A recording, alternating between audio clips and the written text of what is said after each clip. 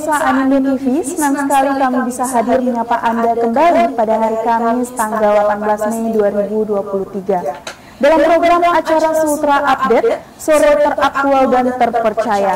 Bersama saya Nanda Gabriel, berikut informasi yang kami siapkan hari ini.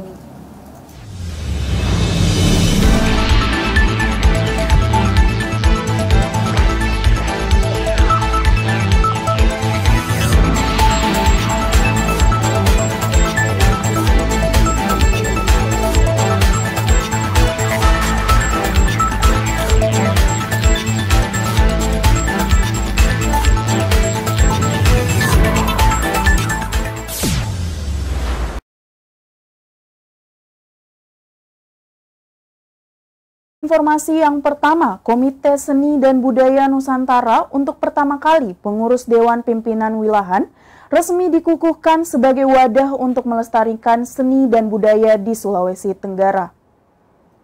Hadir sebagai wadah untuk melestarikan seni dan budaya di Sulawesi Tenggara, Komite Seni Budaya Nusantara untuk pertama pengurus Dewan Pimpinan Wilahan KSBN Sultra resmi dikukuhkan pada Selasa 16 Mei 2023. Usai dilantik sebagai Ketua DPW KSBN Sultra, Haji Ruksamin bertekad untuk membangkitkan kembali seni dan budaya di bumi Anoa agar bisa sejajar dengan daerah lain di Nusantara, serta dapat menjadi salah satu ujung tombak bagi kemajuan di Sulawesi Tenggara. Peluangnya sangat besar. Kita butuh karakter bangsa. Kita menunjukkan Indonesia di mana, di luar apa semua, dan itu dari budaya seperti apa yang saya sampaikan dalam pidato budaya.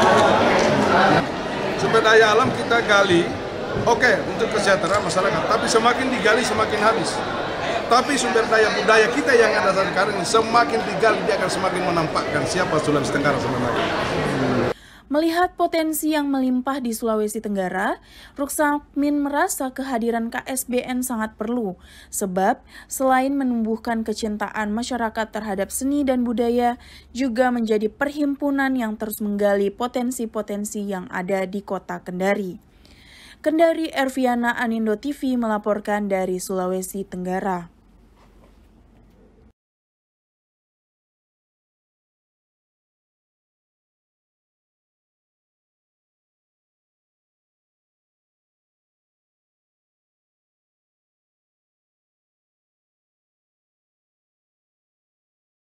Beragam menu cita rasa masakan Jepang dengan harga yang sangat terjangkau. Pertama di Kendari, Yasui Ramen hadirkan beragam menu cita rasa masakan Jepang dengan harga yang terjangkau. Mulai dari harga 15.000, Yasui Ramen hadirkan street ramen pertama di Kendari.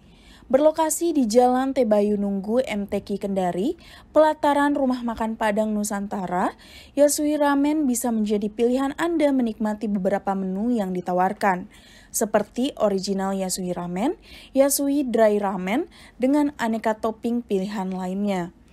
Fahrezi, owner Yasui Ramen, berharap usaha kuliner yang dijalankannya ini ke depan dapat menggugah semangat baru muda-mudi di Kendari untuk mencari peluang dalam mengembangkan UMKM.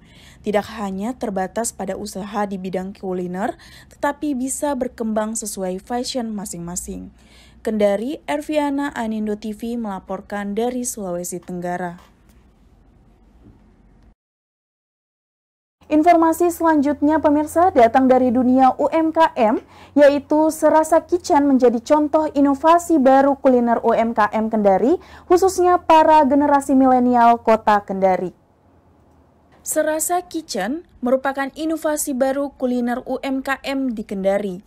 Perkembangan pesat bisnis kuliner UMKM di Kota Lulo juga dipengaruhi maraknya keberadaan muda-mudi yang mempunyai beragam inovasi-inovasi baru.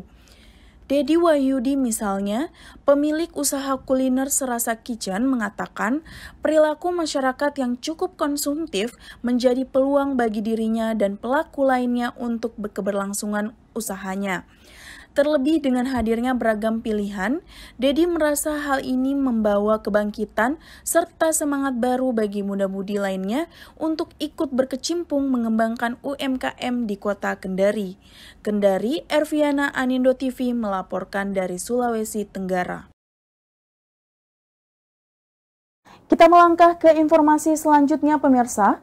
Menteri Komunikasi dan Informasi Johnny G. Plate ditahan sebagai tersangka kasus dugaan korupsi pembangunan infrastruktur Kominfo Republik Indonesia.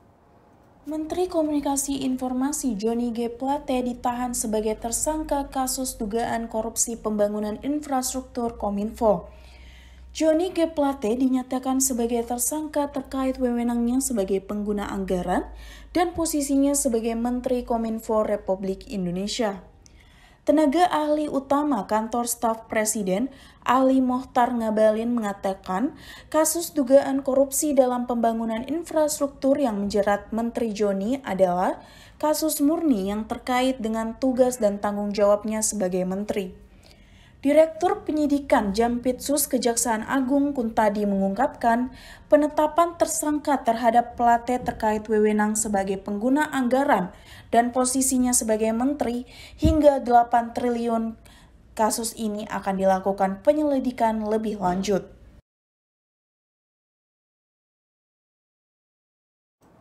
Informasi selanjutnya, di dunia olahraga, pemirsa, sepak bola Timnas Indonesia U22 berhasil menang medali emas SEA Games 2023 dengan final akhir 5-2 melawan Thailand.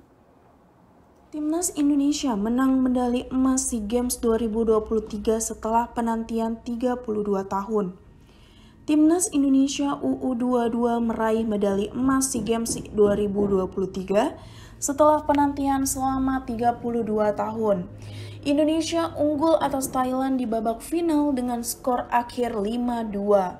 Kerisuhan sempat mewarnai pertandingan Indonesia-Thailand dan akhirnya Indonesia bisa menjebol gawang Thailand pada menit 20 melalui sundulan Ramadan Sananta. Di babak pertama, Thailand mulai sering mengancam Indonesia hingga 2 kali beruntun pemain Thailand melepaskan tembakan. Beruntung pertahanan Indonesia dengan baik bisa membloknya. Setelah unggul jumlah pemain, Indonesia mendapat begitu banyak peluang lewat Fajar, Bagas, Marcelino hingga Irfan, namun tak ada yang menembus gawang Thailand. Indonesia menutup pertandingan dengan kemenangan 5-2 berkat sontekan pemain pengganti Beckham Putra di detik akhir perpanjangan waktu babak kedua. Pemirsa, informasi tadi sekaligus akhir dari perjumpaan kita. Tetap saksikan Sultra Update di Anindo TV Kendari. Terima kasih atas perhatian Anda. Saya Nanda Gabriela dan seluruh kru yang bertugas hari ini pamit undur diri. Sampai jumpa.